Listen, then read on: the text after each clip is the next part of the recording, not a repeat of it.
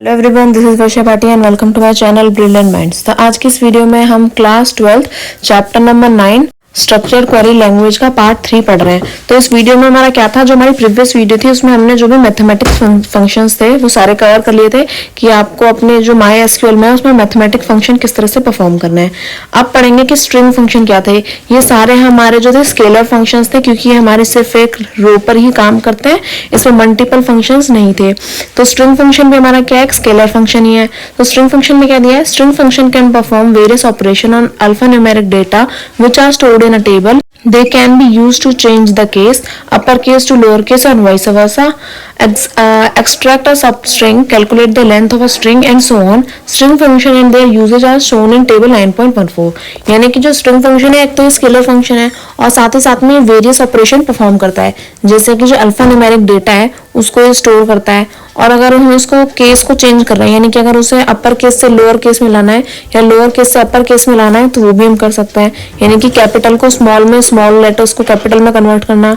साथ ही साथ में अगर हमें कोई सबस्ट्रिंग बीच में से चाहिए, कोई हमारा एक पर्टिकुलर वर्ड है उसके बीच के हमें कुछ पार्ट्स चाहिए तो वो सबस्ट्रिंग भी एक्सट्रैक्ट करता है। पूरी की पूरी सबस्ट्रिंग की लेंथ क्या होगी वो सब कैलकुलेट करने का भी काम हमारा स्ट्रिंग फंक्शन परफॉर्म करता है। तो इसको टेबल में एक्सप्लेन कर रखा है, जिसके अगर हमें क्या करना है, अपर केस में किसी को कन्वर्ट करना है तो हम स्टेटमेंट क्या लिखेंगे, सिलेक्ट यू केस, और जिस भी चीज को, जिस भी स्ट्रिंग को हमें अपर केस में कन्वर्ट करना है उस स्ट्रिंग को हम अपने ब्रैकेट्स में पैरेंथेसिस में लगाकर उसे दे देंगे। जैसे यहाँ पे इन्होंने लिख रखा है कि सबसे पहले सिलेक्ट करनी है स्टेटमेंट। अब आप यहाँ पे यू केस भी लिख सकते हो और अपर भी लिख सकते हो, तो दोनों में से जो भी लिखोगे काम चल जाएगा।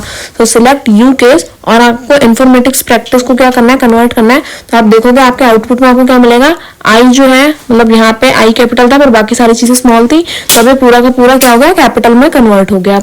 ये तो होता है अपर केस। लोअर केस में या फिर लोअर अगर आप लिखो, एल केस लिखो या लोअर लिखो, दोनों ही चल जाएगा। दूसरे में क्या करेंगे आप, हम लिखेंगे सिलेक्ट लोअर केस और इन्फॉर्मेशन प्रैक्टिस करोगे तो क्या हो जाएगा, आपका वो कन्वर्ट हो जाएगा स्मॉल लेटर्स में।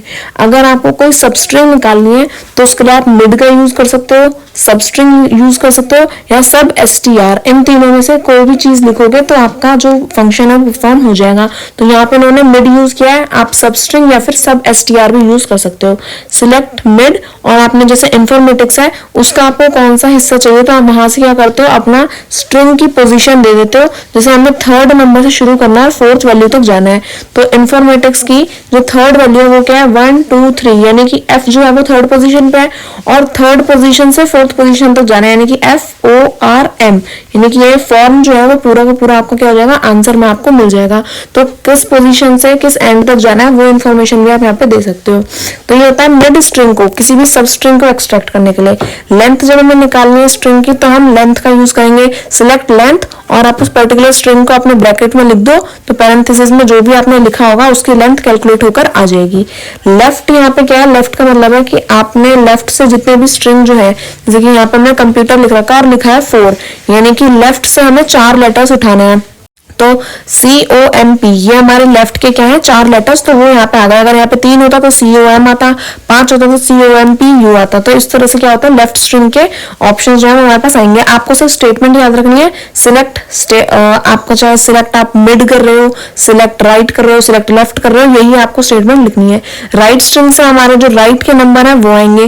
जैसे अगर यहाँ पे साइंस लिखा हुआ है तो साइंस में हमने बोला है कि थर्ड, यानी कि तीसरे नंबर तक लाना है राइट से, तो राइट से 1 2 3, तो अब ये ENC प्रिंट ना होकर के NCE प्रिंट होता है, राइट से ही प्रिंट हो जाएगा। तो इस तरह से यहाँ पे क्या होता है, जो हमारा राइट स्टेटमेंट है वो काम करती है। इसके बाद NSTR है कि अगर हमें ये पता करना है कि जैसे ये इन्फॉर्मेटिक्स लिखा हुआ है तो इसके अंदर यहाँ पे NSTR, यानी कि इस स्ट्रिंग के अंदर कोई एक पर्टिकुलर वर्ड है जो हमें निकालना है। तो जैसे यहाँ पे लिखा हुआ है कि सिलेक्ट NSTR इन्फॉर्मेटिक्स, कॉमा हमने लिख दिया MA, तो इन्फॉर्मेटिक्स के अंदर MA कहाँ पर लिखा हुआ है तो आप खुद ही देख सकते हो कि MA यहाँ से लिखना शुरू हुआ है। तो ये कौन सी पोजीशन है, इसकी 6th पोजीशन है। तो आउटपुट में हमें उसकी पोजीशन मिलेगी 1 2 3 4 5 6, तो M हमारा 6 से लिखना स्टार्ट हुआ तो इसलिए हमें 6th पोजीशन यहाँ पे शो हो गई हमारे आउटपुट में। अब इस तरह से L ट्रिम का मतलब होता है लेफ्ट साइड से ट्रिम करना, यानी कि जो आपकी व्हाइट स्पेस है, जो आप स्पेस देते हो उसको अगर हमें ट्रिम करना है तो हम बता सकते हैं कि राइट से ट्रिम करना है या लेफ्ट से ट्रिम करना है। तो जैसे यहाँ पे लिखा हुआ है सिलेक्ट लेंथ, फिर उन्होंने क्या किया, पैरेंथेसिस लगाया और फिर कोटेशन लगा के स्पेस दी और फिर दिल्ली लिखा, फिर कोटेशन लगा के ब्रैकेट को बंद कर दिया। तो यहाँ पे जब हमने सिलेक्ट किया लेंथ को, तो जब यहाँ पे स्पेस थी तो उसके साथ दिल्ली के संग कितने वर्ड्स आए 7, यानी कि 2 बार स्पेस और 5 वर्ड्स हमारे दिल्ली के। उसके बाद हमने क्या किया, उसके बाद हमने जब यहाँ पे से ट्रिम कर दिया, सो लेंथ हमने निकाली लेफ्ट ट्रिम करने के बाद। तो जब लेफ्ट ट्रिम किया तो ये वाले जो स्पेस थी, दोनों स्पेस वो क्या हो गई, यहाँ से हट गई, तो सिर्फ और सिर्फ दिल्ली की वैल्यू यहाँ पे हमें शो हुई। तो आप समझ में आया होगा। ऐसे ही राइट ट्रिम भी हम कर सकते हैं। राइट ट्रिम में क्या होता है, राइट साइड से हमारी जो भी स्पेस है वो हट जाती है। जैसे यहाँ पे पेन के बाद में स्पेस दे रखी है, 2 स्पेस दे रखी है, 2 वाइट स्पेसेस है, तो अब जब आप इसे राइट ट्रिम करोगे तो वो दोनों स्पेसेस क्या है वहां से हट जाएंगे और जो राइट ट्रिम है उसमें वैल्यू उसकी 3 हमें काउंट होकर मिलेगी। और ट्रिम का मतलब होता है जब आपने टोटली क्या कर दिया, आपने वर्ड को ट्रिम कर दिया। जो भी स्ट्रिंग आपने पास करी थी, अब चाहे लेफ्ट हो या राइट, अगर वहां पे व्हाइट स्पेस होगी तो वो क्या है पूरी तरह से हट जाएगी। तो ये हमारे स्ट्रिंग ऑपरेशन स्केलर फंक्शंस थे और ये इस तरह से क्या होता है सिलेक्ट स्टेटमेंट के साथ में यूज किए जाते हैं। अब इसे यहाँ पे दिया, let us use customer relations shown in table 9.10 to understand the working of string function. हमारी एक कस्टमर टेबल थी जो हमने MySQL से बनाई थी डेटाबेस क्रिएट करने के बाद। अब हमें देखना है कि उसमें हम स्ट्रिंग फंक्शंस को किस तरह से यूज कर सकते हैं। तो हमें क्या डिस्प्ले करना है, हमें कस्टमर के नेम को लोअर केस में डिस्प्ले करना है और कस्टमर की ईमेल आईडी को अपर केस में डिस्प्ले करना है। और कौन सी टेबल है, टेबल का नाम देखा है कस्टमर। तो सिलेक्ट स्टेटमेंट यूज करेंगे क्योंकि हमें डिस्प्ले करना है। सो सिलेक्ट लोअर केस, अब कस्टमर का जो नेम है वो कस्ट नेम, तो आप जो टेबल के अंदर नाम होगा आप सिर्फ वही लिख सकते हो। तो सबसे पहले क्या करेंगे, सिलेक्ट करेंगे और जो हमारा नेम है वो हमें लोअर में चाहिए, तो इसलिए हमने पहले ही लोअर केस लिख दिया। अगर हमें सिर्फ नेम चाहिए होगा तो हम सिलेक्ट कस्ट नेम लिखते हैं और कुछ नहीं लिखते। तो अब हमें लोअर केस में भी कन्वर्ट करना है तो इसलिए साथ में ही लिख दिया सिलेक्ट लोअर कस्ट नेम, उसके बाद कॉमा, और हमें ईमेल आईडी क्या चाहिए अपर केस में, सो अपर ईमेल फ्रॉम कस्टमर। बाकी सारा सिंटेक्स तो सेम ही है, बस आपको जो लोअर और अपर है उसका ही ध्यान रखना है। तो आप जो स्ट्रिंग फंक्शन है उसका इस तरह से यूज कर सकते हो। जैसे यहाँ पे इन्होंने लेंथ को डिस्प्ले करने के लिए कहा है कि ईमेल आईडी की जो लेंथ है उसे डिस्प्ले करो, और यहाँ पे क्या बोला है कि and part of the email from the email ID before the character as a rate note do not print as a rate। यानी कि हमें तो लेंथ बतानी है अपनी जो ईमेल आईडी है, उसी के साथ साथ हमें जो प्रिंट कराना है वो ईमेल आईडी का वो वाला हिस्सा जो एज ए रेट से पहले है।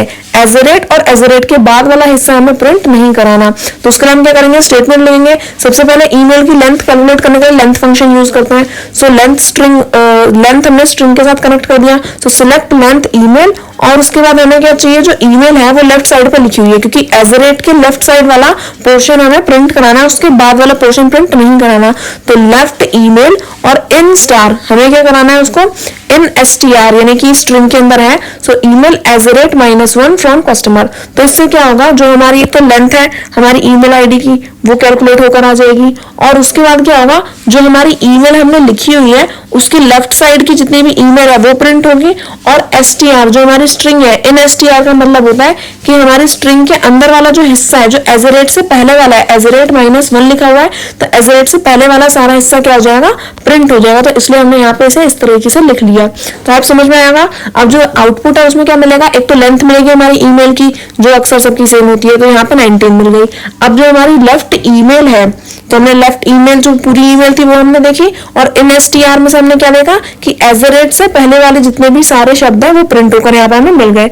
तो आई आपको समझ में आया होगा। अब ऐसे ही आप क्या करते हो, मिड का यूज करोगे। मिड का यूज क्यों करते हैं, परसेंटेज और जो अंडरस्कोर था उनका यूज हम करते हैं कि अगर हमें कोई कैरेक्टर आगे चाहिए या नहीं चाहिए उसके लिए।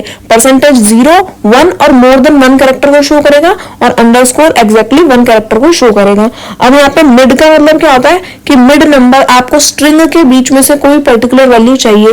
जैसे कि यहाँ पे क्या लिखा हुआ है कि मिड हमें सिलेक्ट करना है, एक फोन नंबर है, उसको हमें 3rd से लेके 4th उसकी पोजीशन तक हमें वो नंबर निकालना है फ्रॉम कस्टमर। तो इसको सिलेक्ट करेंगे, सिलेक्ट मिड, फोन नंबर हमें चाहिए तो वो फोन से सेव होगा हमारे टेबल में, तो select mid phone, 3rd position से उसकी 4th पोजीशन तक जाना है, तो हमने स्ट्रिंग पास कर दी 3rd से 4th from customer, where customer add like, यानी कि जो हमारे कस्टमर ऐड है वो कैसे स्टार्ट होना चाहिए, परसेंटेज रोहिणी परसेंटेज, यानी कि रोहिणी के आगे भी कुछ कैरेक्टर्स हो सकते हैं और रोहिणी के पीछे शायद उसका सरनेम हो, तो उस तरह के कैरेक्टर्स भी हो सकते हैं। तो उसका जो फोन नंबर है वो 3rd पोजीशन से 4th पोजीशन तक सिलेक्ट होकर आपको मिल जाएगा। तो आई होप आपको समझ में आया होगा। तो ये जो टेबल्स हैं ये आपको होमवर्क में है, ये आपको खुद ही सॉल्व करनी है।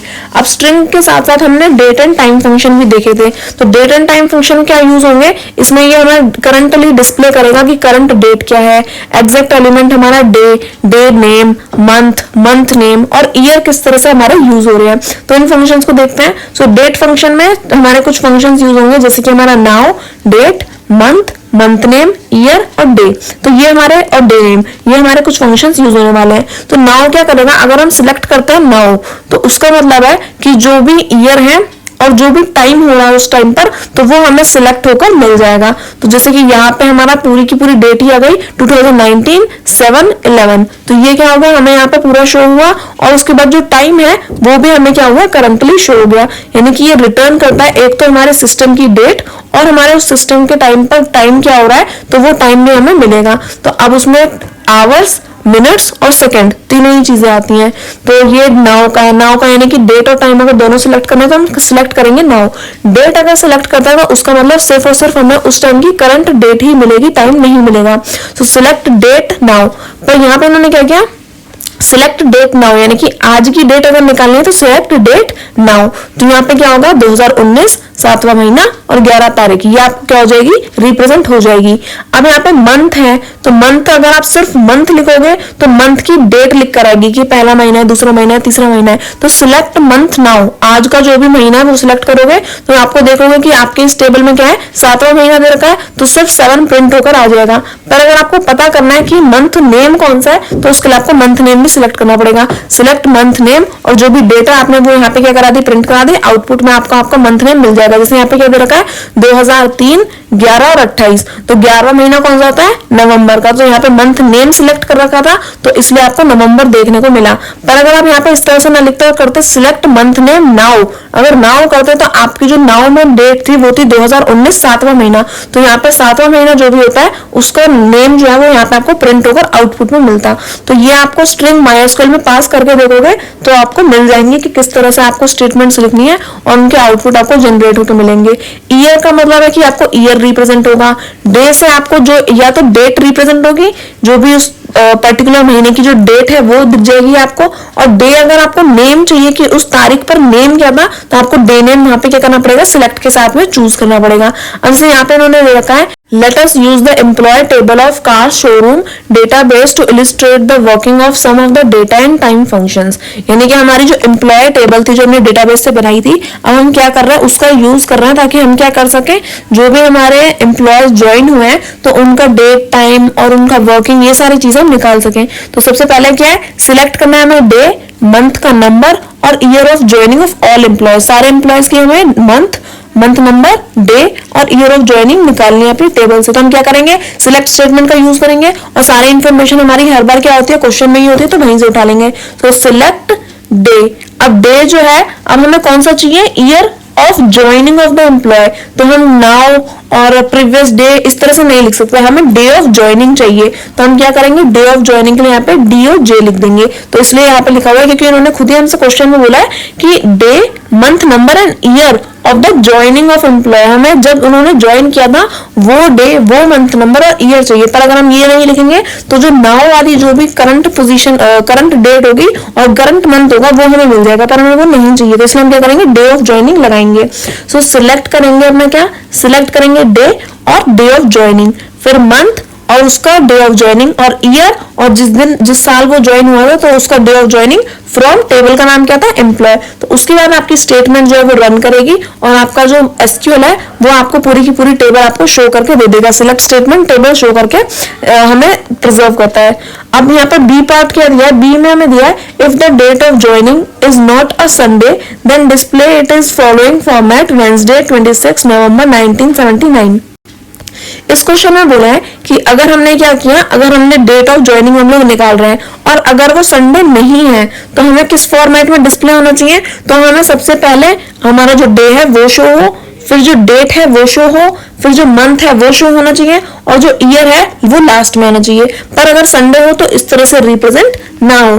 तो यानी कि हमें संडे वाली चीजें नहीं चाहिए, जो बाकी डेज हैं उनकी इंफॉर्मेशन निकालनी है। तो सबसे पहले सिलेक्ट करेंगे, सिलेक्ट स्टेटमेंट का यूज करेंगे। सिलेक्ट, सबसे पहले क्या चाहिए हमें, डे का नेम, सो डे नेम और डेट ऑफ ज्वाइनिंग। फिर उसके बाद हमें चाहिए डेट, तो डेट के लिए हम क्या करेंगे, यहाँ पे लगा देंगे डे, डे से हमारी डेट आती है तो डे और डेट ऑफ ज्वाइनिंग। फिर उसके बाद मंथ चाहिए, मंथ का नेम चाहिए, मंथ नंबर नहीं चाहिए, तो इसलिए हमें मंथ नेम लिखना पड़ेगा और डेट ऑफ ज्वाइनिंग लगानी पड़ेगी। और लास्ट में ईयर है तो ईयर लगा के date of joining from employee where day name, और हाँ डे नेम यहाँ पे संडे ना हो तभी हमें रिप्रेजेंट करना है, तो हम इसमें क्या लिख देंगे, यहाँ पे लिख देंगे फ्रॉम एम्प्लॉय वेयर, कंडीशन लगाएंगे क्योंकि संडे नहीं होना चाहिए, where day name date of joining is not equal to Sunday. Computer में जब आप क्या करते हो, प्रोग्रामिंग लैंग्वेज में नॉट लिखते हो तो आप इस तरह से क्या करते हो, नॉट लिखते हो, पहले एक्सक्लेमेटरी मार्क लगाते हो फिर इक्वल्स टू करते हो, तो ये नॉट इक्वल टू बन जाता है। तो आप समझ में आया किस तरह से इसको यूज करना है। तो इस टेबल से क्या होगा, आपका जो भी डेज है जिसमें संडे नहीं है तो वो क्या हो जाएगा, आपका इसी सेम फॉर्मेट में आपको रिप्रेजेंट होकर मिल जाएंगे। अब हमारे जो स्केलर फंक्शंस थे वो हमने सारे कर लिए जो सिंगल रो पे अप्लाई होते थे। अब पढ़ना है एग्रीगेट फंक्शन। एग्रीगेट फंक्शन हमारे मल्टीपल रो फंक्शन होता है जो हम एक साथ मल्टीपल रोज पे लगाए जाते हैं। अगर आप यहाँ पे देखोगे तो day name, day, month name ये आप एक ही रो पर लगा सकते हो, पर मल्टीपल फंक्शंस जो हैं, जो मल्टीपल रो फंक्शंस हैं, इसमें आप क्या करते हो, एक साथ काफी सारी रोज पे इसके क्या करते हो, इंप्लीमेंट करते हो और फिर अपना आउटपुट जनरेट करते हो। तो सिंगल रो फंक्शन एक ही रो पर इंप्लीमेंट होंगे और एग्रीगेट फंक्शन एक साथ मल्टीपल रोज पर इंप्लीमेंट होते हैं। एग्रीगेट फंक्शन को हम क्या बोलते हैं, मल्टीपल रो फंक्शंस भी बोलते हैं, या मल्टीपल रो फंक्शन को हम एग्रीगेट फंक्शंस भी बोलते हैं। इनका फंक्शन है कि ये क्या करेंगे, एक ही बार में पूरे होल जो भी हमारे रिकॉर्ड है, जो सेट है, उस सबको क्या करेंगे, यूज करेंगे और फिर हमारी एक सिंगल वैल्यू में हमारा जो रिजल्ट है उसे जनरेट करेंगे। इन दोनों के बीच का डिफरेंस क्या है कि जो सिंगल रो फंक्शन है वो एक टाइम पर एक रो को ऑपरेट करेंगे, मल्टीपल रो फंक्शन क्या करते हैं, एक टाइम पर ग्रुप्स ऑफ रोज को यहाँ पे ऑपरेट करते हैं। सिंगल रो फंक्शन में क्या होता है, पर रो आपका रिजल्ट मिलता है। मल्टीपल रो फंक्शन क्या करेंगे, एक ही टाइम पर ग्रुप ऑफ रोज पर इंप्लीमेंट होता है और एक सिंगल रिजल्ट को रिटर्न करते हैं। सिंगल रो फंक्शंस में हम कौन सी स्टेटमेंट यूज करते हैं, सिलेक्ट, वेयर और ऑर्डर बाय क्लॉज का यूज करते हैं। और यहाँ पे मल्टीपल रोज में हम क्या करेंगे, सिर्फ सिलेक्ट क्लॉज का ही यूज करेंगे। सिंगल रो फंक्शन के एग्जांपल थे हमारे मैथ फंक्शन, स्ट्रिंग फंक्शन और डेट फंक्शन। और जो मल्टीपल रो फंक्शन है उसके मैक्सिमम, मिनिमम, एवरेज, सम, काउंट और काउंट स्टार क्या होंगे, इसके एग्जांपल होंगे। तो आप समझ में आएगा कि इन दोनों का डिफरेंस क्या है। एग्रीगेट फंक्शन सब इंप्लीमेंट किस तरह से होते हैं तो वो भी टेबल के थ्रू देख लेते हैं। पहला दिया इसका मैक्सिमम कॉलम वाला, तो मैक्सिमम क्या सिलेक्ट करेगा, पहले तो वो सारी रोज को देखेगा। आइए पहले मैं आपको टेबल शो कर दूंगी ताकि आप समझ पाओ कि रोज किस तरह से देखी जा रही है, कॉलम किस तरह से देखे जा रहा है। तो ये क्या होती है, हमारी एक टेबल होती है, इसमें मैंने क्या कर दिया, कुछ पार्टीशन यहाँ पे फॉर्म कर दिए। तो ये जो है ये क्या है, ये एक रो है, ये दूसरी रो है, ये तीसरी रो है। और अगर मैं कॉलम की बात करूं तो कॉलम में अलग से रिप्रेजेंट करती हूँ। कॉलम क्या होगा, ये एक कॉलम है, ये दूसरा कॉलम है, ये तीसरा कॉलम है और ये चौथा कॉलम है। तो ये क्या है, ये कॉलम है। तो जो मल्टीपल रो फंक्शन है यानी कि जो एग्रीगेट फंक्शन है वो किस तरह से परफॉर्म हो रहा है, जैसे ये हमने रोज बना दी और ये हमने क्या करा, कॉलम बना दिए। तो एग्रीगेट फंक्शन हमारी एक रो, दो रो, तीन रो, यानी कि इन रोज पर क्या होता है, साथ में इंप्लीमेंट होता है। जैसे मैंने कहा मैक्सिमम हमें कैलकुलेट करना है तो पहले क्या करते हैं, एक मिनट बस, ठीक है। जैसे यहाँ पे लिखा हुआ है मैंने 60, फिर उसके बाद मैंने यहाँ पे लिखा हुआ है 50, फिर मैंने यहाँ पे लिख दिया 10। अब मैंने कहा कि मैक्सिमम देखो, तो इसके लिए तो मुझे एक साथ पूरी रो को देखना पड़ेगा ना, तो ये पहली रो देखनी पड़ेगी, फिर दूसरी और फिर तीसरी, तो वो सिर्फ एग्रीगेट फंक्शन ही परफॉर्म कर सकता है। तो इसमें जो मैक्सिमम होगा वो 60 ही होगा। तो एग्रीगेट फंक्शन क्या करेंगे, एक साथ बहुत सारी रोज पर इंप्लीमेंट होता है। तो मैक्सिमम कैलकुलेट करने के लिए हमें क्या करना पड़ेगा, एग्रीगेट फंक्शंस का यूज करना पड़ेगा। तो उसकी स्टेटमेंट क्या होगी, इसमें सिर्फ सिलेक्ट स्टेटमेंट का यूज करता है। तो सिलेक्ट जो हमारा मैक्सिमम है, अब चाहे वो आप कोई भी एट्रीब्यूट पास कर सकते हो, चाहे वो प्राइस में हो, नंबर्स में हो या आपके मार्क्स में हो, किसी में भी आप क्या कर सकते हो, मैक्सिमम कैलकुलेट कर सकते हो। तो सिलेक्ट करोगे, मैक्स करोगे, जो भी चीज का मैक्सिमम आपको निकालना है वो वैल्यू यहाँ पे आप पास करोगे और जो टेबल है उस टेबल का नाम कर दोगे। तो select max price from inventory. तो इससे क्या होगा, जो भी मैक्सिमम प्राइस होगा वो आपको रिप्रेजेंट होके मिल जाएगा, और ये एक सिंगल रिजल्ट ही आपको रिटर्न करते हैं। और जो सिंगल फंक्शंस थे वो क्या करेंगे, स्केलर जगह पे यानी कि सिंगल रो पे इंप्लीमेंट होंगे और सिंगल रिटर्न आपको जनरेट करके देंगे। मैक्सिमम जो एग्रीगेट फंक्शन है वो मल्टीपल रोज पर इंप्लीमेंट होंगे और सिंगल रिजल्ट आपको रिटर्न करेंगे। ये तो था मैक्सिमम। बिल्कुल इसी के सेम क्या है, मिनिमम क्या करेगा, जो मिनिमम प्राइस है वो आपको रिप्रेजेंट करेगा। तो सिलेक्ट मिन प्राइस फ्रॉम इन्वेंट्री और आउटपुट आपको मिल जाएगा। एवरेज जो है वो क्या करेगा, मल्टीपल रोज पे काम करेगा और सबको ऐड करके आपको एक एवरेज अमाउंट कैलकुलेट करके देगा। Select AVG price from inventory, और आपके जितने भी प्राइस है उन सबको ऐड करके उसका एवरेज निकालकर आपको ये कॉलम रिप्रेजेंट कर देगा। ये फंक्शन काम करेगा। सम जो है वो सबको ऐड करेगा। तो select sum price from inventory, तो आपकी जो टेबल दे रखी थी इन्वेंट्री वाली, उसमें से जो भी प्राइस है उस सबको ऐड कर सम फंक्शन क्या करेगा, आउटपुट जनरेट करेगा। काउंट स्टार का मतलब है कि आपने जो टेबल बनाई है उसके अंदर जितनी भी वैल्यूज हैं तो वो उसको कैलकुलेट करता है कि एक वैल्यू, दो वैल्यू, तीन वैल्यू, चार वैल्यू, आपने जितनी भी वैल्यूज दी होंगी वो सारी क्या होंगी, कैलकुलेट होंगी। मानो कि ये आपकी टेबल है और इसमें आपने चार वैल्यूज यहाँ पे क्या कर रखी है, पास करके, एक यहाँ, एक यहाँ, एक यहाँ और एक सबसे नीचे। तो चार वैल्यूज आपने पास करी। तो काउंट स्टार का मतलब है कि जितनी भी वैल्यूज है वो सारी आपको क्या करेगा, नंबर में शो कर देगा। जैसे चार वैल्यूज थी तो चार वैल्यू शो हो गई। पर मानो कि आपने एक और यहाँ पे एक और कॉलम होता, एक और रो होती और इसमें कोई वैल्यू नहीं है, नल है, तो काउंट स्टार क्या करता, काउंट स्टार इसको भी काउंट करता और कहता कि टोटल वैल्यूज 5 है, क्योंकि चार वैल्यूज तो आपने दे रखी है और लास्ट वाली नल है, तो उस नल वैल्यू को भी काउंट स्टार क्या करता, कैलकुलेट करता। पर काउंट स्टार से ऑपोजिट होता है काउंट। और काउंट क्या करता है, काउंट यहाँ पे सिर्फ और सिर्फ जो वैल्यूज गिवन है उन्हीं को कैलकुलेट करेगा, नल वैल्यू को कैलकुलेट नहीं करेगा। कि मान लो अगर कोई वैल्यू नल है तो उसको वो हटा देगा और फिर बाकी वैल्यूज कैलकुलेट करेगा। जैसे यहाँ पे टेबल में क्या है,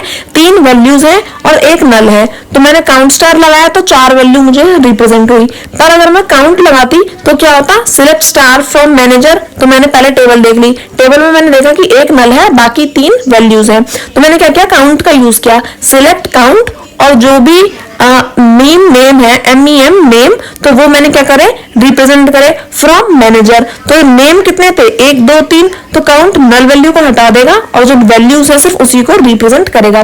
तो काउंट और काउंट स्टार में ये फर्क है।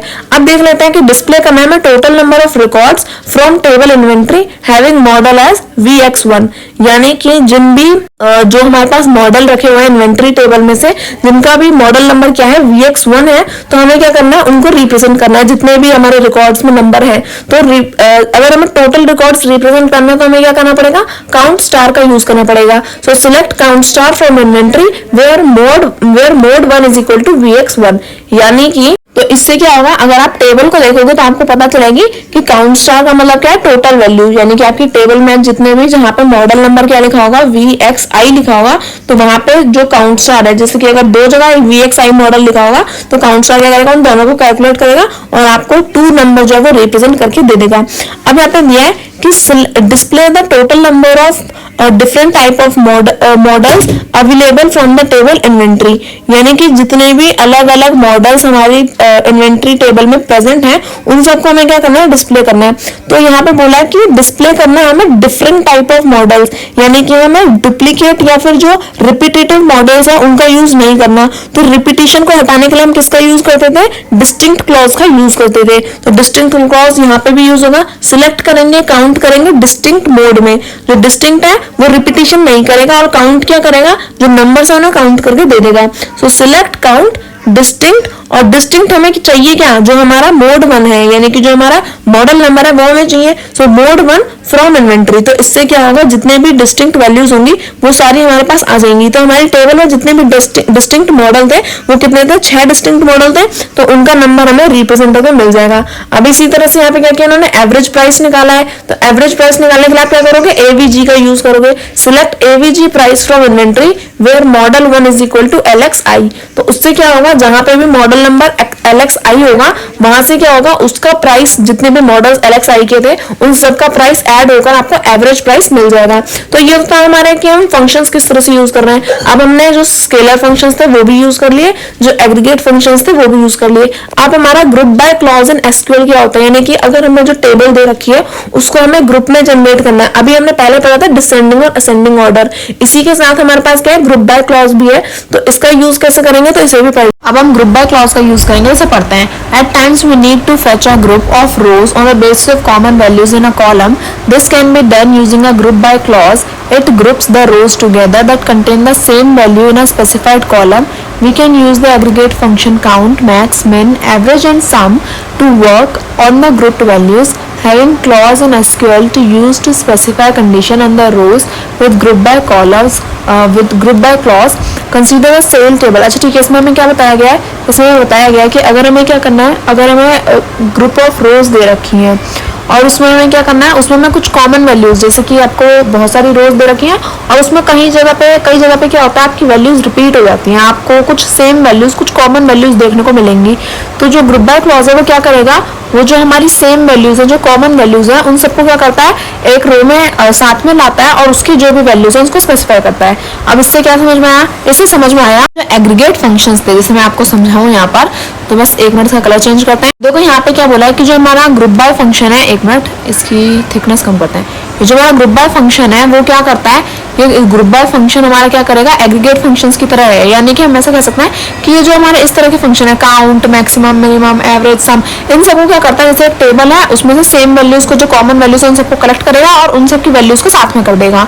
इस समय अगर ऐसा समझने से बेहतर आप इसे टेबल के थ्रू समझो कि मान लो कि एक सेल नाम की टेबल है जो हमारे कार शोरूम डेटाबेस से निकाली गई है। तो हम क्या करेंगे, सबसे पहले उस पूरी टेबल को निकाल लेते हैं। टेबल को विद इन्फॉर्मेशन, जो डाटा उसमें प्रेजेंट है उसके साथ निकालने के लिए हम क्या करेंगे, सिलेक्ट स्टार फ्रॉम सेल्स, इसका यूज करेंगे। तो हमने क्या किया, सिलेक्ट स्टार फ्रॉम टेबल के नाम से पूरी की पूरी टेबल ही यहाँ पे निकाल ली। अब यहाँ पे ध्यान से देखें अगर हम, तो क्या दे रखा है, इसे रेज करते हैं पहले और फिर ध्यान से समझते हैं कि इसमें क्या दिया है इस टेबल में। तो देखो यहाँ पे हमारा इनवॉइस नंबर है 1 2 3 4 5 6, ठीक है, ये सेम है, और सॉरी अलग अलग है। फिर जो हमारा कार आईडी है वो देखो D001 S001, फिर S002 D001, मतलब इस तरह से ये भी अलग है।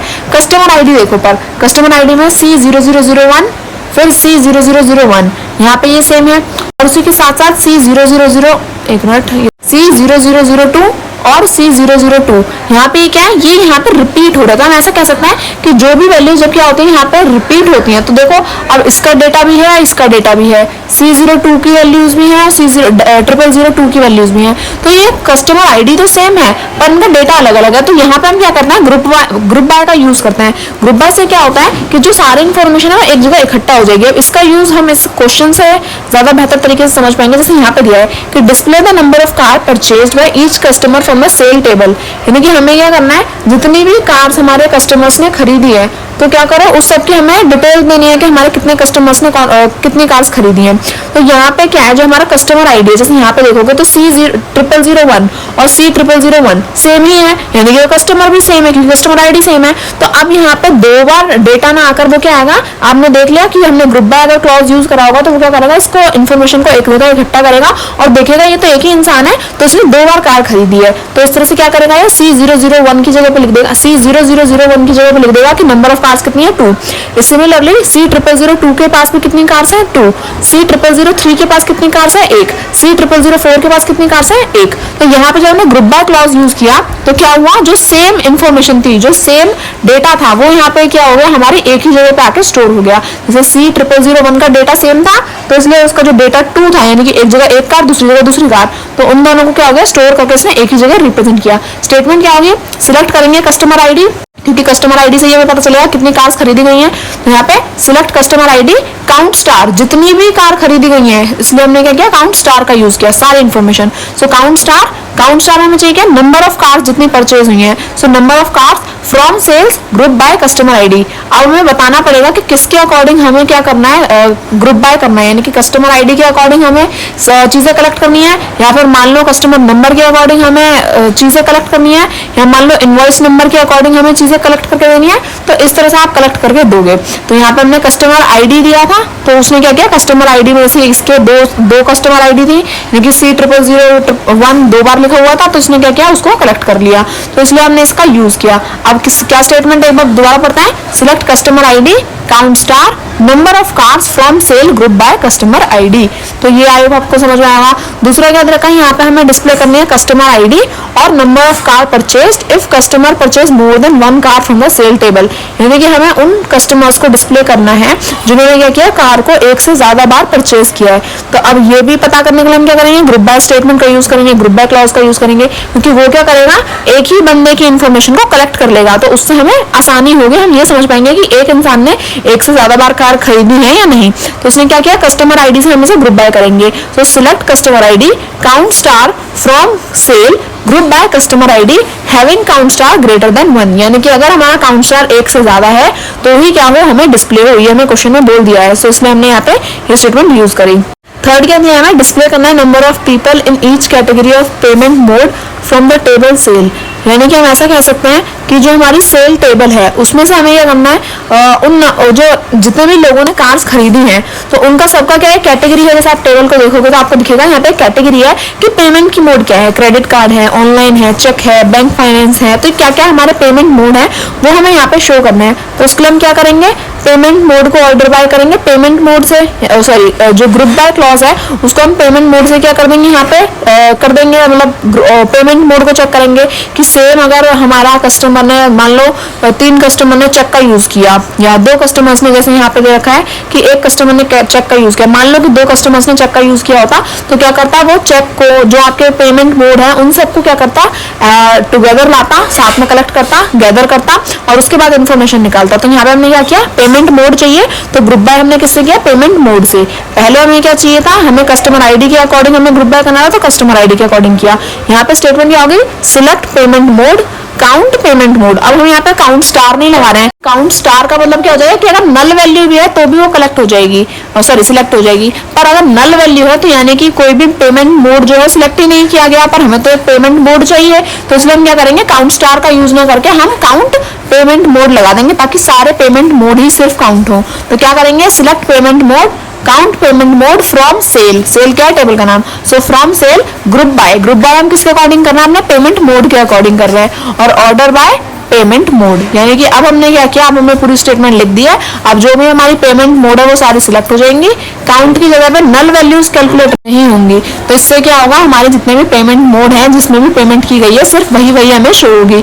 तो बैंक फाइनेंस की कितनी थी, 2 थी, चेक की कितनी थी, 1 थी, क्रेडिट कार्ड की 2 थी और ऑनलाइन पेमेंट 1 बार की गई थी। तो ये हमारे पेमेंट मोड के अकॉर्डिंग क्या हो गया, हमारा टेबल कैलकुलेट होकर हमें मिल गया। अब ये लास्ट जो है ये वाला आपके होमवर्क है, तो इसको आप खुद से सॉल्व करेंगे।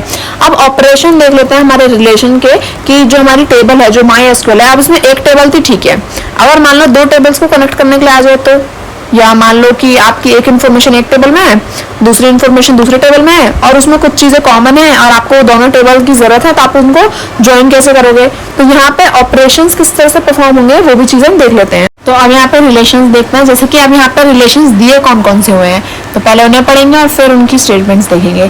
जैसे कि पहला हम कौन कौन सा रिलेशन अपने टेबल पे परफॉर्म कर सकते हैं। पहला दिया यूनियन का, ओहो ये क्या सेलेक्ट कर लिया, मुझे पेन चाहिए था, यूनियन का, इंटरसेक्शन का और अलग अलग, जैसे कि यहाँ पे दे रखे हैं। अब माइनस का भी एक होता है तो वो यहाँ पे आपको दिख जाएगा, जैसे यूनियन हो गया, उसका सिंबल क्या है, इस तरह से यू। अब इंटरसेक्शन का सिंबल आई नहीं होता, पर इंटरसेक्शन का सिंबल दिखाती हूँ थोड़ा सा नीचे जाके। इंटरसेक्शन का मतलब क्या है, इसे उल्टा यू, यानी कि उल्टा यू कहो या इसे एन कहो, कुछ भी मान लो, तो ये इंटरसेक्शन ये होता है।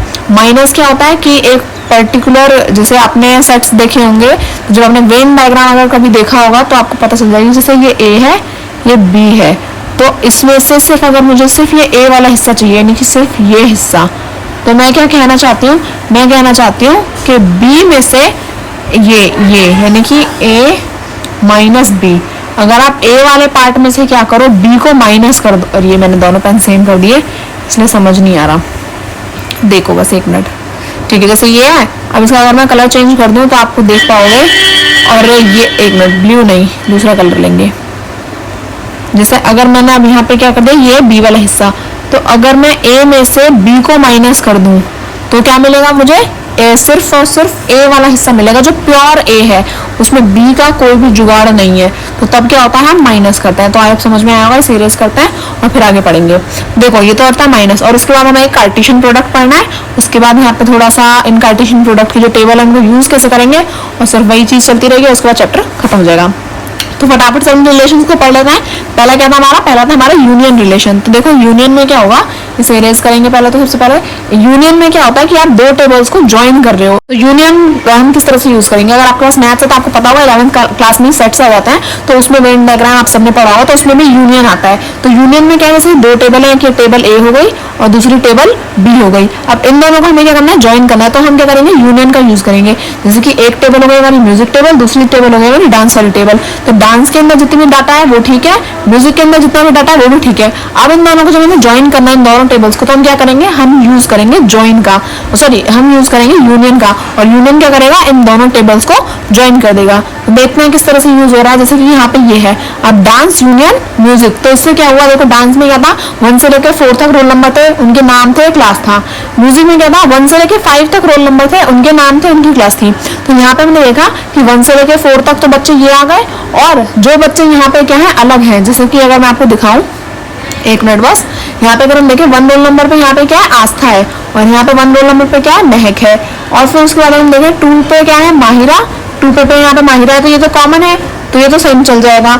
3rd नंबर पे मोहित है, और यहाँ पे 3rd नंबर पे लावण्य है, तो यहाँ पे ये अलग है। 4th नंबर पे यहाँ पे संजय है, 4th नंबर पे यहाँ पे भी संजय है, और यहाँ पे 5th नंबर है ही नहीं, और यहाँ पे 5th नंबर है। तो जो चीजें कॉमन है वो तो आ ही जाएंगी, और जो चीजें कॉमन नहीं है वो भी हमारी क्या होंगी, एक ही टेबल में साथ में आ जाएंगे। तो ये क्या हुआ कि हमने टेबल को ज्वाइन कर दिया। तो देखो यहाँ पे 1st नंबर पे आस्था आ गई, 2nd नंबर पे माहिरा, 3rd नंबर पे मोहित, 4th नंबर पे अजय, और सॉरी अजय नहीं, संजय। और उसके बाद जो टेबल हमारी दूसरी थी म्यूजिक वाली, उसके भी नेम आ गए। 1st नंबर पे महक, तीसरे नंबर पे लावण्य, और 5th नंबर पे अभय। तो इससे क्या हुआ, ये दोनों टेबल ज्वाइन हो गई। पर अभी हमने कोई सिंटेक्स नहीं देखा है कि इसका सिंटेक्स क्या होने वाला है, किस तरह से हम इसे यूज करेंगे, तो वो देख लेते हैं।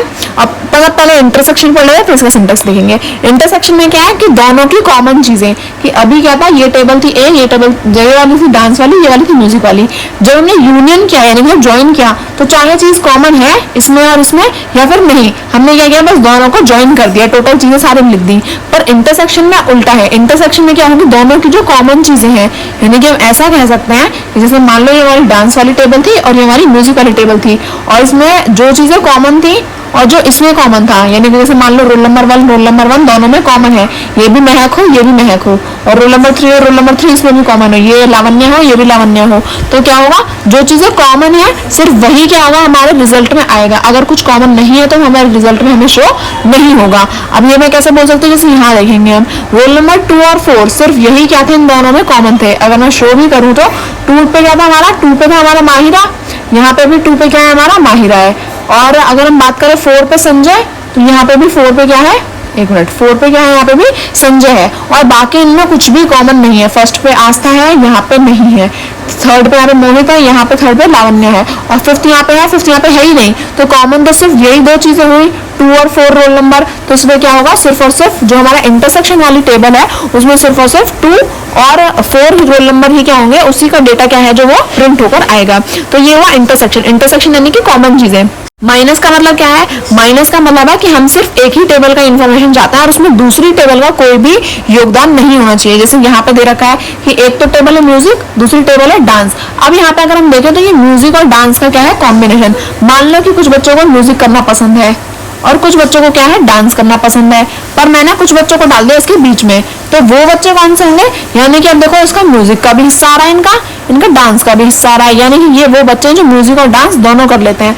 पर अब अगर मुझे सिर्फ और सिर्फ म्यूजिक वाले बच्चे चाहिए तो मैं क्या करूंगी, म्यूजिक में से डांस को माइनस कर दूंगी। तो म्यूजिक में से डांस माइनस करने के लिए मुझे क्या करना पड़ेगा, ये वाला हिस्सा यहाँ से हटाना पड़ेगा, ताकि जो बच्चे डांस भी करते हैं वो सारे बच्चे हट जाएं, सिर्फ और सिर्फ म्यूजिक वाले बच्चे बचे। तो ये होता है माइनस, यानी कि आपको सिर्फ और सिर्फ एक ही कैटेगरी के बच्चे चाहिए। मान लो अगर मुझे डांस वाले बच्चे चाहिए होते तो मैं क्या करती हूँ, जो म्यूजिक वाले हैं इन्हें भी हटा देती, और जिनको म्यूजिक और डांस आता है इन्हें भी हटा देती। मुझे सिर्फ और सिर्फ डांस करने वाले बच्चे चाहिए। तो ये क्या होता है, हमारा माइनस वाली टेबल इस तरह से परफॉर्म करती है। तो इसमें क्या होगा, जो सिर्फ और सिर्फ एक ही टेबल में होगा वही आएगा, डांस माइनस म्यूजिक, यानी कि जो डांस वाले बच्चे हैं सिर्फ वही बच्चे आएंगे। तो डांस वाली टेबल में अगर हम देखें, देखो डांस वाली टेबल, सॉरी मैंने कुछ गलत पढ़ लिया क्या, एक मिनट, डांस माइनस म्यूजिक दे रखा है ना। डांस माइनस म्यूजिक का मतलब क्या है कि आपकी डांस वाली इस वाली से माइनस होगा, मुझे लगा म्यूजिक वाली से माइनस होने लग जाएगा, मुझे म्यूजिक लग गया था। डांस हमारी इस वाली टेबल पे, यानी कि डांस वाली में से हम माइनस करेंगे म्यूजिक वाले बच्चों को। तो डांस वाली टेबल कौन सी, इसे इरेज करते हैं पहले। डांस वाली टेबल कौन सी हमारी, इधर आते हैं जरा ऊपर थोड़ा सा, ये डांस माइनस म्यूजिक, यानी कि अब आपको सिर्फ और सिर्फ क्या बच्चे चाहिए, डांस में से आप म्यूजिक वाले बच्चों को माइनस कर दो, हटा दो उन्हें। तो अब क्या मिलेगा आपको, तो इस टेबल में से हम माइनस करेंगे तो देखो आपको क्या वैल्यूज देखने को मिलेंगी। डांस में हमारे 4 बच्चे हैं और म्यूजिक में 5। इनमें से हमें जो कॉमन चीजें थी वो भी माइनस करनी है, और डांस माइनस म्यूजिक दिया था तो जो म्यूजिक वाले हैं उन्हें भी हम क्या कर देंगे, साइड कर देंगे। तो अब जब हमें आंसर मिलेगा तो उसमें क्या मिलेगा, हमें रोल नंबर 1, 3 और सिर्फ 5 बच्चे मिलेंगे। कि इन्हें क्या है, सिर्फ और सिर्फ ये वही बच्चे हैं जो क्या है हमारे डांस माइनस म्यूजिक, यानी कि जो म्यूजिक वाले बच्चे रह गए हैं वही, यानी कि एक डांस वाली टेबल थी, एक म्यूजिक वाली टेबल थी। तो यहाँ पे क्या होगा, म्यूजिक और डांस में से हमने कॉमन बच्चे भी हटा दिए, जो डांस वाले थे वो भी हट गए, तो हमें सिर्फ और सिर्फ म्यूजिक वाले बच्चे यहाँ पे देखने को मिलेंगे। अब पढ़ लेते हैं कार्टेशियन प्रोडक्ट, इनका सिंटेक्स भी पढ़ेंगे, डोंट वरी, पहले समझ लेते हैं कि ये है क्या चीजें। कार्टेशियन प्रोडक्ट क्या है, यहाँ पे कंबाइन करता है हमारे tuples from two relation, it result in all pair of rows from the two input relation regardless of whether or not they have the same values or common attribute, it is donated as X. यानी कि हम क्या करते हैं, Cartesian product में क्या करते हैं, कार्टेशियन प्रोडक्ट में हम दो टेबल्स की वैल्यूज को आपस में कंबाइन करते हैं। हमें इस बात से कोई फर्क नहीं पड़ता कि उसके जो एट्रीब्यूट्स हैं वो कॉमन है या नहीं, उनकी वैल्यूज सेम है या नहीं। इसको हम क्या करेंगे, मान लो जैसे हमने दो टेबल्स को आपस में मल्टीप्लाई कर दिया हो, तो बिल्कुल इसकी तरह इसका रिजल्ट आता है। तो इसको हम किससे रिप्रेजेंट करते हैं, इसको हम रिप्रेजेंट करते हैं एक्स से। तो आप समझ में आया होगा। अब बात करते हैं अपने जो हमारा नीचे दे रखा है, जैसे यहाँ पे डांस और म्यूजिक का हमने क्या किया, कार्टेशियन प्रोडक्ट किया। तो डांस में जितने बच्चे थे वो, और जो म्यूजिक वाले जितने बच्चे थे वो, तो उन सबको हमने क्या कर दिया, कार्टेशियन प्रोडक्ट किया, यानी कि उन सबकी वैल्यूज हमने यहाँ पे शो कर दी है। एक मिनट, अब ठीक है, यानी कि अब जितने भी बच्चे थे जो डांस में और म्यूजिक में, अब उन सबको देखो, अगर आप देखोगे इस टेबल में, तो उन दोनों को हमने क्या कर दिया, पूरी की पूरी टेबल को मल्टीप्लाई करके आपस में साथ में लिख लिया है।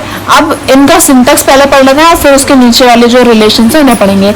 यूनियन का सिंटेक्स क्या होता है, जैसे अगर हमें दो टेबल को क्या करना है, कंबाइन करना है, तो उसका हम सिंटेक्स किस तरह से यूज करेंगे, उसका सिंटेक्स होगा सिलेक्ट स्टार। जैसे मान लो कि जैसे ये है, अब डांस और म्यूजिक दो टेबल है, ये डांस वाली है और ये म्यूजिक वाली है, ये डांस, ये म्यूजिक। अब इन दोनों की टोटल इन्फॉर्मेशन साथ में, हमें पूरी की पूरी इन्फॉर्मेशन चाहिए। तो सिंटेक्स हम क्या करेंगे, मैं यहाँ पे आपको कहीं शो कर दूंगी, आप देख लेना।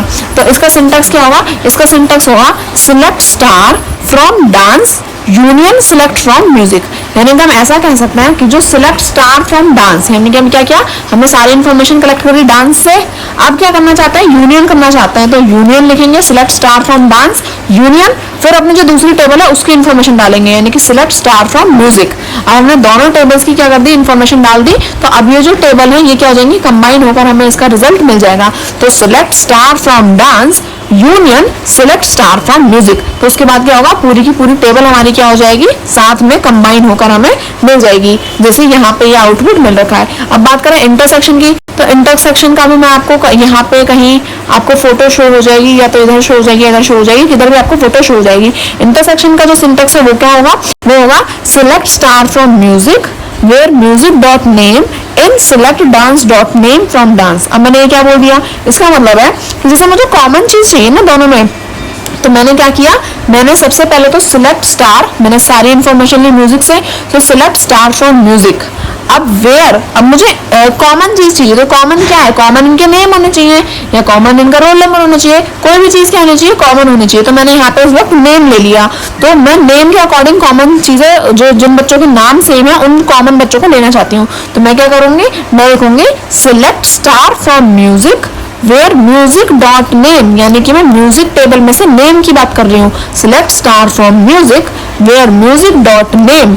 अब मैंने क्या बोला कि हमने सिलेक्ट किया स्टार, यानी कि जो म्यूजिक टेबल है उसमें से मैंने सारी इंफॉर्मेशन ले ली, और नेम के अकॉर्डिंग, अब नेम के बाद मैं लगाऊंगी in select dance dot name from dance. यानी कि मैंने क्या किया, इनका मतलब है कि इस दूसरी टेबल में भी है या नहीं, जैसे एक तो थी म्यूजिक वाली टेबल, दूसरी थी डांस वाली टेबल। अब इसमें जो बच्चों के नाम है इन इन यानी कि अंदर, तो क्या वो डांस वाली टेबल के भी बच्चों के जो नाम है वो डांस वाली टेबल के भी अंदर है। तो इसलिए मैंने लिखा यहाँ पे क्या कि मैंने यहाँ पे लिख दिया, अच्छे से रेज करते हैं, मैंने यहाँ पे लिखा select star from music where music dot name in select dance dot name, यानी कि जो डांस वाली टेबल है फ्रॉम डांस, यानी कि जो डांस वाली टेबल है उसमें जो डांस वाले बच्चों के नाम है, क्या वही नाम हमारी म्यूजिक वाली टेबल के म्यूजिक वाले बच्चों के नाम है। तो नेम से हम क्या करेंगे, यहाँ पे इंटरसेक्शन परफॉर्म करेंगे, तो सेम नेम जिनके भी होंगे वो क्या हो जाएंगे, यहाँ पे रिप्रेजेंट हो जाएंगे। अब माइनस जो है, माइनस का सिंटेक्स क्या आने वाला है, माइनस का सिंटेक्स होगा select star from music where music name not in select dance dot name from dance, यानी कि मैं माइनस में क्या चाहती हूँ कि जो नाम म्यूजिक में हो वो नाम डांस की टेबल में ना हो, तो इसलिए मैं नेम नॉट इन करूंगी। So select star from music where music dot name, यानी कि जो म्यूजिक वाले नाम है सिर्फ वही, जो बच्चों के नाम म्यूजिक की टेबल में है वो डांस की टेबल में ना हो। So select star from music where music dot name not in select dance dot name from dance. तो ये सिंटेक्स क्या आ जाएगा हमारा, माइनस के लिए यूज हो जाएगा। अब बात रही हमारे कार्टेशियन प्रोडक्ट की, तो कार्टेशियन प्रोडक्ट हमारा किस तरह से यूज होता है, कार्टेशियन प्रोडक्ट में हमें क्या चाहिए, कॉम्बिनेशन चाहिए। तो हम यहाँ पे क्या करते हैं, हम सिर्फ और सिर्फ ऐसा भी लिख सकते हैं कि select star from music and dance. तो यहाँ पे आप क्या कर सकते हो, यहाँ पे सिर्फ और सिर्फ आप क्या लिख सकते हो, जैसे आपने लिख दिया यहाँ पे सिलेक्ट, मैं आपको लिख के भी दे दूंगी, सिलेक्ट स्टार फ्रॉम जो भी टेबल है आपकी, फ्रॉम, अब चाहे वो डांस हो म्यूजिक हो, तो आप यहाँ पे डांस लिखो कॉमा म्यूजिक लिख दो, तो इससे क्या होगा, सेमीकोलन लगा के एंड कर दो। तो इससे क्या होगा, सिलेक्ट स्टार का मतलब क्या हो जाएगा, यहाँ पे हम कह सकते हैं कि सारी इन्फॉर्मेशन कलेक्ट करो किससे, डांस और म्यूजिक से। तो जितने भी पॉसिबल कॉम्बिनेशन होंगे वो सारे पॉसिबल कॉम्बिनेशन क्या हो जाएंगे, कंबाइन होकर हमें यहाँ पे शो हो जाएंगे। तो आप समझ में आएगा। अब यहाँ पे using two relations in a query, यानी कि अब यहाँ पे कुछ हमें दो रिलेशंस यहाँ पे अपनी क्वेरी की हेल्प से क्या करना है, यहाँ पे परफॉर्म करना है। तो Cartesian product on two tables, यानी कि अगर हमें दो टेबल्स का क्या करना है, कार्टेशियन प्रोडक्ट करना है, तो वो हम किस तरह से करेंगे, यहाँ पर एग्जांपल्स के थ्रू अभी मैं समझा रखा है। तो इसे समझें, जैसे मैंने देखो अभी आपको बताया, सारे सिंटेक्स इसमें एग्जांपल्स के थ्रू दे रखे हैं और मैंने आपको ऐसे भी बता दिए। तो क्या करना है, डिस्प्ले करना है सारे पॉसिबल कॉम्बिनेशंस। तो अगर हमें सारे पॉसिबल कॉम्बिनेशंस करने हैं तो हम क्या करेंगे, कार्टेशियन प्रोडक्ट यहाँ पे फॉर्म करेंगे, सीपी बनाएंगे। तो उसका क्या होगा, select star from dance music semicolon लगा के एंड कर दो, तो क्या होगा, आपकी कार्टेशियन प्रोडक्ट जो है आपको वो शो हो जाएगी। उसके बाद from all the possible combination of tuple of relation dance and music display only those rows such that the attribute name in both have the same values, यानी कि अब हमें बोला कि यहाँ पे क्या होना चाहिए, नेम यहाँ पे हमारे क्या होना चाहिए, दोनों में सेम वैल्यू के होने चाहिए, सेम होने चाहिए। तो यहाँ पे हम क्या करेंगे, स्टेटमेंट बनाएंगे अपनी, सिलेक्ट स्टार फ्रॉम, यहाँ पे ऑल पॉसिबल कॉम्बिनेशंस हैं, तो क्या करेंगे, सीपी यानी कार्टेशियन प्रोडक्ट। तो क्या करेंगे यहाँ पे, एक मिनट यहाँ पे से रेज करते हैं, क्या करेंगे, select star from dance, D हमने उसे रिप्रेजेंट करने के लिए कर दिया, तो select star from dance music M where D name is equal to M name, यानी कि हमने डी क्यों बोला, ताकि हमें बार बार डांस ना लिखना पड़े, एम बोला ताकि बार बार म्यूजिक ना लिखना पड़े। तो इसका मतलब क्या है, हमने यहाँ पे एट्रीब्यूट दिया कि हम चाहते हैं कि सिलेक्ट करो वो सारी इन्फॉर्मेशन जो हमारे डांस में है डी में और जो म्यूजिक में है एम में, यानी कि अगर डी नेम सेम है और एम नेम सेम है, यानी कि म्यूजिक वाली जो टेबल है उसमें भी नाम सेम होना चाहिए और जो डांस वाली टेबल है उसमें भी नेम सेम होने चाहिए। तो हम क्या करें, उनका कार्टेशियन प्रोडक्ट यहाँ पे फॉर्म करें। तो इसलिए हमने क्या किया, दोनों के नेम वैल्यूज को सेम यहाँ पे रिप्रेजेंट किया। तो अब दोनों के नेम जब सेम होंगे तो क्या होगा, उनकी कार्टेशियन प्रोडक्ट यानी कि टेबल आपस में मल्टीप्लाई होकर मिल जाएगी। अब लास्ट में रखा हमें ज्वाइन ऑन टू टेबल्स, जो दो टेबल्स हैं अगर हम क्या करना चाहते हैं ना, ज्वाइन करना चाहते हैं तो किस तरह से ज्वाइन करेंगे। तो मान लो कि एक यूनिफॉर्म टेबल है और एक कॉस्ट की टेबल है कि एक शर्ट पैंट और टाई ये होगा यूनिफॉर्म। अब उसकी कॉस्ट क्या है, अगर लार्ज साइज है मीडियम साइज है तो उसके अकॉर्डिंग क्या है उसकी यहाँ पे कॉस्ट दे रखी है। इसको क्या करना है, ज्वाइन करना है। तो कैसे करेंगे, list the you code, you name, you यानी कि यूनिफॉर्म, तो uniform code, uniform name, uniform colour, size and price of related tuple of tables uniform and cost, यानी कि यूनिफॉर्म और कॉस्ट वाली जो दोनों टेबल है उन दोनों को क्या करना है, उनके कोड को यूज करके हमें क्या करना है, उन दोनों टेबल्स को ज्वाइन करना है। तो using condition in where clause हम क्या करेंगे, select star from uniform U cost C where U code is equal to C U code. यानी कि हम क्या करेंगे, सिलेक्ट करेंगे अपनी यूनिफॉर्म टेबल से और कॉस्ट वाली टेबल से, जहां पे यूनिफॉर्म का यू कोड और हमारी जो कॉस्ट है उसका यू कोड क्या हो, सेम हो। तो क्या होगा, हमारा जो टेबल है वो आपस में ज्वाइन होकर हमें मिल जाएगा। अब explicit use of join clause, explicit use क्या है यहाँ पे, तो select star from uniform U join cost C on U code is equal to C U code. अब यहाँ पे क्या होगा, देखो यहाँ पे थोड़ा सा समझने लायक चीज दे रखी है। अब हमने क्या किया, ज्वाइन का यहाँ पे हमने ज्वाइन स्टेटमेंट का हमने यहाँ पे यूज किया। So the output of the query is same as shown in table 9.26। In this query we have used join clause explicitly along with the condition in from clause, hence no condition need to give in where clause. यानी कि हम ऐसा कह सकते हैं कि क्या बोला है इन्होंने, देखो यहाँ पे जब हमने पहले यूज किया था तो हमने कोई भी ज्वाइन का यूज नहीं किया था, हमने यहाँ पे क्या किया, हमने यहाँ पे वेयर का यूज किया था। वेयर यानी कि हमने क्या किया, using condition in where clause. यानी कि जब हम ज्वाइन कर रहे हैं टेबल को तो दो तरीके से किया जा सकता है, एक तो वेयर क्लॉज का यूज करके ज्वाइन किया जा सकता है और दूसरा ज्वाइन का ही यूज करके हम क्या कर सकते हैं, दोनों टेबल को सिंपली ज्वाइन कर सकते हैं। तो दो तरीके हैं टेबल्स को ज्वाइन करने के लिए। तो जब हम वेयर क्लॉज का यूज करते हैं तब भी हमारा रिजल्ट जो है वो सेम ही आएगा, और जब हम ज्वाइन क्लॉज का यूज करेंगे तब भी हमारा रिजल्ट जो है, जो टेबल 9.26 में आया है वही आएगा। तो यहाँ पे हमारे पास दो तरीके होते हैं कि आप ज्वाइन करा सको। तो एक तो था एक्सप्लिसिट वाला कि आपने ज्वाइन का यूज किया, दूसरा है हमारा explicit use of natural join. एक तो है कि हमने एक्सप्लिसिट ज्वाइन का यूज किया, दूसरा हमारे पास नेचुरल ज्वाइन। नेचुरल ज्वाइन में क्या होगा, the output of the query A and B show in table 9.26 has a repetitive column U code having exactly the same values. This redundant column provides no additional information. There is an extension of join operation called natural join. यानी कि अगर हम बात करें अपने explicit join की तो उसमें क्या होगा, हमारी टेबल जो है वो सेम वैल्यूज को लेके हमें मिल जाएगी। तो जब नेचुरल ज्वाइन से क्या करते हैं, रिप्रेजेंट करते हैं, तो select star from uniform natural join cost. यानी कि हमने क्या किया, जो हमारी यूनिफॉर्म टेबल है और जो कॉस्ट टेबल है उसको हमने नेचुरली ज्वाइन किया, तो उसकी वैल्यूज जो है अगर रिपीट भी हो रही होंगी तो वो रिपीटेड वैल्यूज भी क्या है, हमें शो होंगी। तो ये हमारा नेचुरल ज्वाइन और जो एक्सप्लिसिट ज्वाइन है उनमें फर्क है। So following are some of the point to be considered while applying join operation on two और मोर रिलेशंस। तो अब कुछ बता रखा है हमें कि जो हमारा ज्वाइन ऑपरेशन है उसको हम किस तरह से दो या दो से ज्यादा टेबल्स पे अप्लाई करते हैं। If two tables are to be joined on equality condition based equality condition on the common attribute, then one may use join with on clause or natural join in from clause. If three tables have to be joined on equality condition, then two join or natural join are required. यानी कि हमें बोला कि जो हमें क्या करना है, दो टेबल्स को इक्वली ज्वाइन करना है। यानी कि हम क्या चाहते हैं, कॉमन एट्रीब्यूट्स को ज्वाइन करना चाहते हैं, तो हम क्या कर सकते हैं, नेचुरल ज्वाइन का यूज कर सकते हैं फ्रॉम क्लॉज के साथ। और यहाँ पे अगर हमें क्या करना है, तीन टेबल्स को इक्वली ज्वाइन करना है तो भी हम क्या कर सकते हैं, ज्वाइन का और नेचुरल ज्वाइन का रिक्वायरमेंट हमें रहती है। In general n-1 joins are needed to be combined n tables on equality condition। यानी कि हमें कैसे पता चलेगा कि हमें दो टेबल्स को ज्वाइन करने के लिए दो ज्वाइन चाहिए या तीन ज्वाइन चाहिए, तो हमें कैसे पता चलेगा कि नेचुरली जनरली क्या होता है कि आपके पास जितनी भी टेबल्स हैं, एक टेबल है, दो टेबल है, तीन टेबल है, जितनी भी टेबल्स हैं उसमें से आपको -1 अगर कर दोगे तो उतने ज्वाइन की आपको रिक्वायरमेंट होती है कि आप उतने ज्वाइन ऑपरेशन का यूज करो और फिर अपने टेबल्स को ऐड करो। और लास्ट पॉइंट क्या दिया है, with join clause we may use any relational operation to combine tuple of two tables. यानी कि हम ज्वाइन क्लॉज के साथ क्या कर सकते हैं, अगर हमें जो हमारे कंबाइंड टेबल दे रखी है उसके टपल्स को भी हम क्या कर सकते हैं, यूज कर सकते हैं। तो इसी के साथ हमारा जो पूरा चैप्टर है वो कंप्लीट हो गया। तो आई होप मैंने आपको जितना भी पढ़ाया वो सारा आपको अच्छे से समझ में आया होगा। फिर भी अगर आपको कोई डाउट हो तो आप मेरे से कमेंट सेक्शन में पूछ सकते हैं। वीडियो अच्छी लगी तो प्लीज वीडियो को लाइक करें, subscribe to my channel. Thank you for watching.